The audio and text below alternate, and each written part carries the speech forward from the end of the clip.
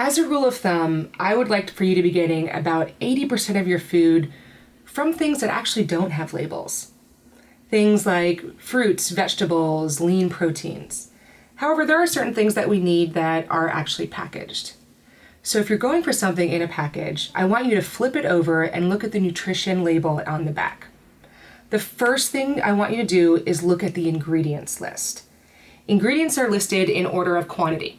So what that means is the first ingredient will have the highest amount in there, and the last ingredient will have the least. Therefore, it's most important that the first 5 ingredients quite simply be words that you understand. If it's a scary chemical or if it's a word you've never heard before, turn it around, put it back on the shelf, and find an alternative. The next thing I want you to do is look at the serving size. A lot of serving sizes can be a little misleading. You're looking at the nutrient information, but you realize that you actually end up eating twice as much of that. That's not necessarily a bad thing, but once you understand the serving size, you can figure out how the rest of the information is relevant to you. Next, I want you to look at everything from the word sodium up.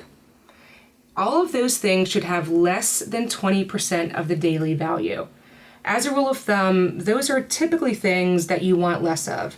It's things like saturated fat, sodium, cholesterol, things along those lines. So again, just scroll your eyes over to the right, look at the percent daily value, and make sure it's less than 20%.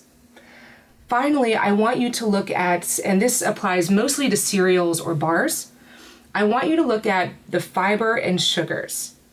If I want these two numbers to be about equal. So what I mean by that is, let's say you're looking at a cereal and it says 23 grams of sugar and 2 grams of fiber. That is way too much sugar. What you want to look for is something that perhaps says 7 grams of sugar and 5 grams of fiber. That's going to make sure that your body is getting the sugar energy that it needs, but it also has the mechanism of getting the waste out of your body.